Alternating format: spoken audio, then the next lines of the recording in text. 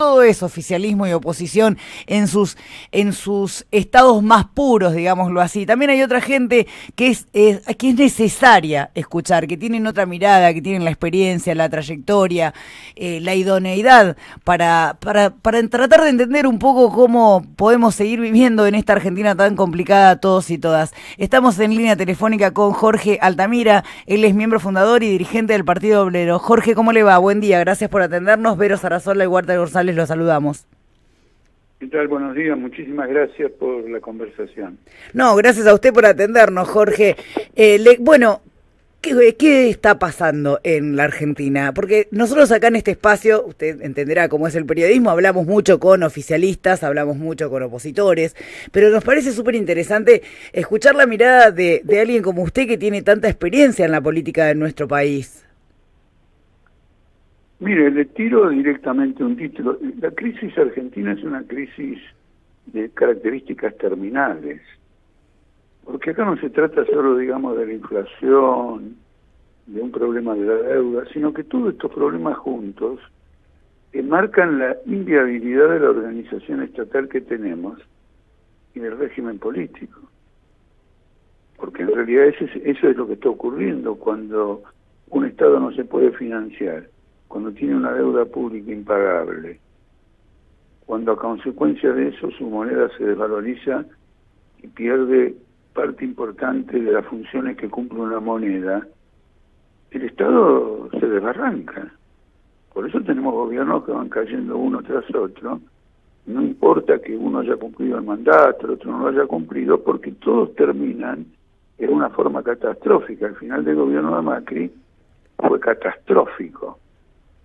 Y este curso también ahora es catastrófico. Pero ¿por qué, Jorge, sabe qué me pregunto yo? ¿Por qué siempre dentro de lo que viene sucediendo históricamente saquemos las dictaduras, ¿no? Pero lo que viene sucediendo en la República Argentina es unos u otros, y nunca hay una real alternativa de cambio. Siempre, digamos, radicales peronistas, peronistas radicales. Bueno, ahora estas coaliciones que han surgido... Aunque le parezca mentira, no hay una alternativa real de cambio, porque la única alternativa real de cambio tendría que ser de características revolucionarias. Y la psicología conservadora de los pueblos, la necesidad de madurar profundamente un cambio de esa naturaleza, lleva su tiempo y provoca realmente muchos sufrimientos, muchos golpes, mucha pérdida de conquista, falta de capacidad de mantener a la familia, mucha pobreza, porque la alternancia entre variantes completamente impotentes, porque han estado todo el tiempo gobernando y no lo han podido remediar. ¿Por qué no lo han podido remediar? Porque son variantes que quieren reafirmar el statu quo, quieren no modificar nada, que esto continúe, entonces la crisis se agrava. Mire, le voy a decir algo controvertido. Una prueba de que lo que le estoy afirmando tiene un alto grado de veracidad es en cierto modo la emergencia de Milei y al mismo tiempo el tipo de demagogia que realiza. Él hace una demagogia directamente contra todo el sistema. El propósito final es salvar al sistema. Indudablemente forma parte de él, etcétera. Pero esa demagogia así radical de derecha está encontrando oídos atentos. Eso le iba a preguntar, ¿y no termina siendo muy peligroso fenómenos como Milei? Digo, no muy peligrosos para una democracia, para las garantías constitucionales, para el resto. Pero en primer lugar, digamos que la peligrosidad ha sido generada por digamos, establishment de macristas y kirchneristas. No sale, no lo mandaron del cielo. Yo lo que le quiero subrayar es que el tipo de agitación que él realiza, esto que usted llama correctamente peligroso, está mostrando que lo que está en cuestión es el Estado. Entonces él, que no quiere modificar el Estado de ninguna manera y que ha apoyado al macrismo a muerte, como se lo dije en una o dos oportunidades, con esta demagogia estamos, y más que la demagogia, la atención que la gente le presta a la demagogia, revela que está en cuestión algo mucho más profundo que una gestión de gobierno, mucho más profundo. Un índice de inflación como el que hemos alcanzado en febrero, en todo el mundo es un momento de disolución del Estado. Es decir, que el Estado no puede controlar ciertas bases mínimas que permitan que el Estado funcione. Mire, Argentina no tiene presupuesto. Argentina en este momento está en una crisis institucional con la Corte Suprema, en donde la Corte Suprema ha puesto en vigencia ella una ley que fue derogada en el año 2006. Ustedes se imaginan, está legislando la Corte.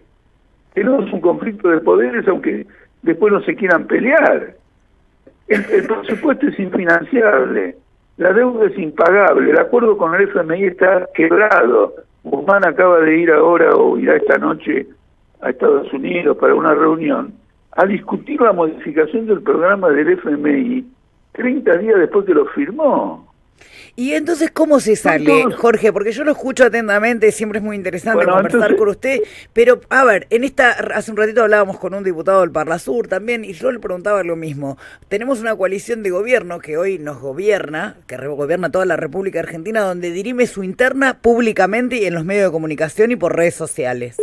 Porque la verdad que la oposición, que también tiene su propia interna, pero la oposición no es gobierno hoy. Y hoy parece que... No entiendo. Que lo dirima públicamente no es bueno. Para mí ¿A usted le parece que sí, que es bueno? Sí, el problema que tienen ellos es que tienen una crisis sin solución. Ahora, el hecho de que la ventilen, bueno, las crisis sin solución siempre se ventilan, pero el hecho que la ventilen no lo critico. No lo voy a criticar de ninguna manera. Yo tengo principios democráticos mucho más radicales de lo que usted se imagina. Yo soy partidario de que todos se digan de todo. Este no es el problema. Pero Jorge, permítame, pero acá no se están diciendo de todo porque no se hablan entre ellos. Acá se habla, sí, uno le habla al otro, pero a través de distintas redes y por la tele. No se juntan y se dicen de todo. No, porque ya se lo dijeron. Lo que tenían que decirse entre ellos ya se lo dijeron, y esto marca un nuevo escalón. El problema es la crisis misma.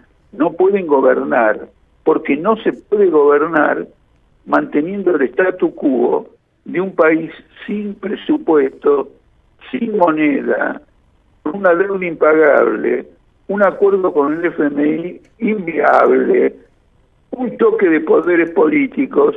Yo quiero que usted observe que lo que le estoy describiendo es como una crisis de fondo va disolviendo la estructura del Estado. Esto es lo que quiero, digamos, que usted observe. Entonces nos plantea un cambio radical. Y cuando usted me dice cuál es la solución, yo le voy a decir cuál es la carencia que tenemos y la superación de esa carencia nos da la solución. La clase social más importante de este país son los trabajadores. Y los trabajadores, a través de su burocracia sindical, apoyan a estas distintas fracciones. Y como consecuencia de eso se dividen entre ellos mismos.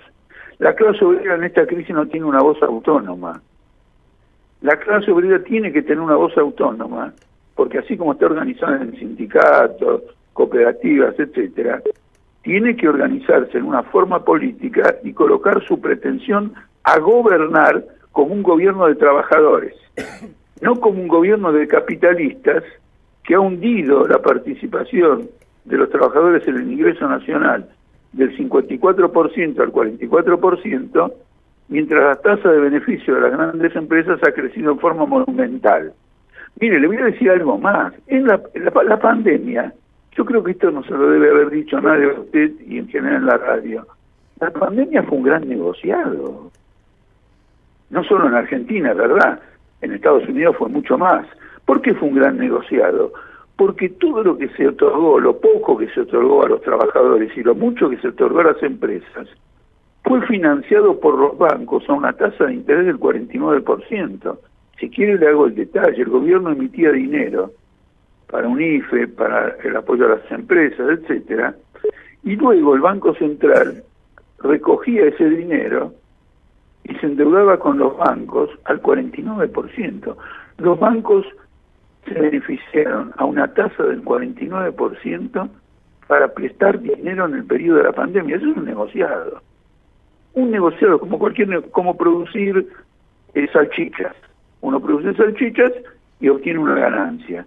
Acá se armó una pandemia y los tipos dijeron, no, esto es un negocio, la pandemia es un mercado, le vamos a enchufar una tasa de interés elevada porque la inflación es elevada. El país está derrumbado. Entonces, el planteamiento nuestro, nosotros estamos llamando a hacer un gran congreso obrero, reunir fuerzas, etcétera, para que la clase obrera eleve su voz política, diga cuál es la solución que nosotros queremos. Naturalmente, una de las primeras soluciones que va a plantear es que no hay que pagar esa deuda externa y que hay que romper con el FMI, porque lo que está haciendo el FMI es afirmando que los jubilados argentinos son privilegiados. ¿Usted se da cuenta de esto? Altamira, ¿y el rol de los sindicatos cuál sería en este momento? Porque los sindicatos están para En este momento todos fueron a apoyar al FMI. Acuérdense las manifestaciones que hubo a favor del acuerdo con el FMI. En ese momento Máximo Kirchner todavía no había renunciado.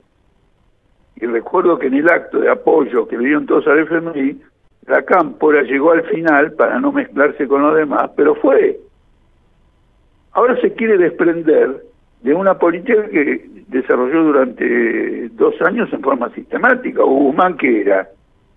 ¿Guzmán era el don pirulero? Respaldado, reuniéndose, como decía usted que no se hablan entre ellos, no, reuniéndose con Cristina Kirchner, discutiendo cada paso y todo lo demás. Y al final salió un engendro inviable. Este acuerdo con el FMI fracasó el día que lo firmaron. Porque además ahora, y este es un agregado que le hago, no se puede entender la crisis argentina en forma cabal, sin toda la crisis mundial que tiene el capitalismo, luego la pandemia y ahora la guerra.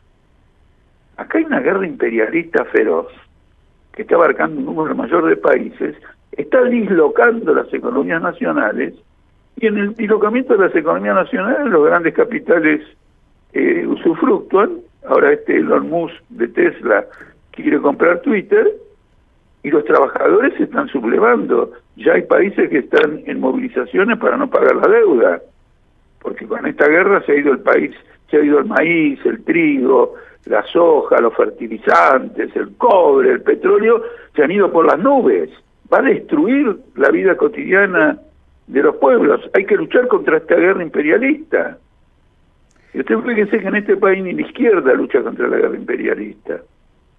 Hay una crisis política severa que solamente la puede superar el trabajador, porque el trabajador lo beneficia, la guerra no, es el principal perjudicado, él va a luchar contra la guerra. Altamira. Y le digo algo más, la guerra, permítame, la guerra ya ha penetrado en las filas del gobierno, porque toda esta discusión de cuándo se vota en contra de Rusia, cuándo no se vota, cuándo se abstiene y todo lo demás, tiene 2 bloques en el gobierno. Belis, Mansur. Mansur fue con la bandera de Ucrania a fotografiarse en la embajada, en las escalinatas de la embajada de Estados Unidos. Es de locos eso. Si él está a favor de Ucrania, lo que fuere, lo que él quiere, tiene todo el derecho del mundo. Pero si él va a las escalinatas de los Estados Unidos, de la embajada, con la bandera de Ucrania, quiere decir que está apoyando a la OTAN en la guerra de Ucrania. Es de locos. Gobierno nacional y popular y apoya a la OTAN. ¿Y quién es la OTAN? La que expandió la dominación sobre Malvinas y hoy casi es una base militar de gran envergadura que además tiene submarinos nucleares. Sí. Este es el punto central. Hay que mirar las cosas a fondo, hay que meter el cuchillo a fondo, porque es una crisis vertebral. Usted lo va a ver este año, lo va a ver, el gobierno está jugando su subsistencia. Como la oposición está dividida, no lo quieren voltear. O no quieren hacer nada. Bueno, esperemos que eso no, esperemos que eso no suceda, porque eso ya sería un hecho gravísimo, más grave que todo lo que está pasando, ¿no? Cada gobierno debe terminar, cada gobierno democrático elegido por las urnas. Pero eso no, le explico una cosa, mire, los gobiernos no caen, salvo cuando hay golpes militares, e incluso cuando hay golpes militares, no caen por la decisión de nadie, caen porque se han quebrado ellos. Se han quebrado. El gobierno de Isabelita, en la víspera del golpe militar, prácticamente no existía. Por eso nosotros siempre denunciamos que ese gobierno fue funcional al golpe. Es así como tenemos que ver las cosas. Nosotros tenemos que ver qué lleva a esta imposibilidad de gobiernos que terminan los mandatos. Y no simplemente repartir acusaciones, porque entonces va a ser un gallinero de acusaciones, porque las acusaciones valen a la hora de los intereses que van motorizando a tal o cual para voltear un gobierno. Siempre son intereses antidemocráticos. Pero el gobierno se lo sirve, o el sistema político, porque no puede gobernar, porque ha llevado a la nación más progresista de América Latina en términos sociales al último puesto de la tabla. Hijo, yo lo escucho muy, acá estamos con compañeros de producción, con nuestra community, nuestro compañero, estábamos escuchando muy atentamente y no nos deja muy esperanzados, Altamira. Sí, yo estoy muy esperanzado, le hablo desde la esperanza total. Sí, porque va a haber una reacción de la clase obrera, van a aumentar asambleas, etcétera. Ayer tuvimos un congreso de nuestra tendencia política, de nuestra corriente política, y cuando hablaron los compañeros de Tucumán de la amplitud que ha alcanzado la lucha de los trabajadores del citrus, las organizaciones que han formado, y les voy a contar una cosa, en una de las asambleas, adivinen lo que ocurrió, alguien propuso, y ¿qué discutían? Discutían la remuneración por la cosecha de limones y de naranjas o lo que fuera, etcétera. Alguien propuso un pronunciamiento contra la guerra y se votó por unanimidad. Mire la clase obrera nuestra. Los trabajadores del limón votan una resolución contra la guerra y la burocracia de la CGT se hace la distraída o apoya directamente a la OTAN. Nosotros no podemos tomar partido a favor de estos dos grupos, la OTAN y Putin. No podemos tenemos que tomar partido contra los dos. Sí, sí, yo lo entiendo perfectamente y me quedaría escuchándolo horas, Altamira, porque nos parece súper interesante su análisis y que sale un poco y rompe con esta dicotomía que siempre vemos y quienes nos dedicamos a la comunicación y al periodismo, siempre estamos como atrapados por la coyuntura, ¿no? Y siempre estamos en esta dicotomía de unas voces, las otras, si bien acá tratamos de sacar a todas las voces y todos los referentes de los distintos espacios políticos y de participación democrática, por eso queríamos charlar con usted. Lo vamos a volver a molestar más adelante, usted sabe que el tiempo es tirano en la tele, pero en la radio también, pero más adelante No, pero está bien, si me invita más adelante, me gustaría mucho, ¿sabe por qué? Porque verificaríamos si las cosas que yo le he dicho hoy se han manifestado en la realidad o no, o fue una apreciación equivocada que hice. Eso a mí me interesa mucho. A mí me interesa mucho después ver qué es lo que pasa después que uno hace su propio análisis, para verificarlo, para corregir. Eso me gustaría mucho. Por supuesto que sí. Desde ya, cuando venga a la ciudad de La Plata, nos encantaría tenerlo en nuestros estudios. Muchísimas gracias. Que tenga usted un hermoso día. Igualmente, chao.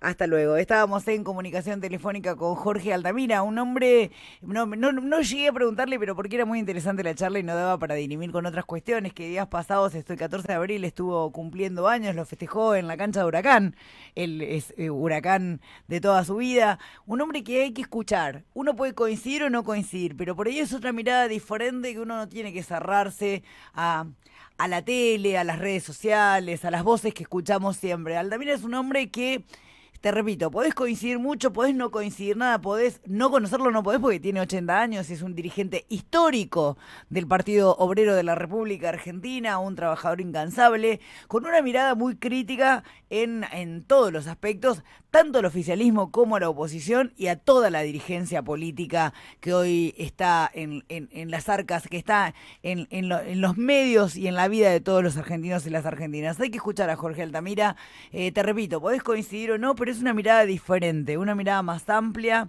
una mirada con otra perspectiva de un hombre de 80 años, militante de toda su vida y que nos puede, digo, a mí en lo personal, abrir un poco la cabeza y escuchar otras voces, que es lo que intentamos hacer acá en el aire de Radio Capital 91.3. Tránsito.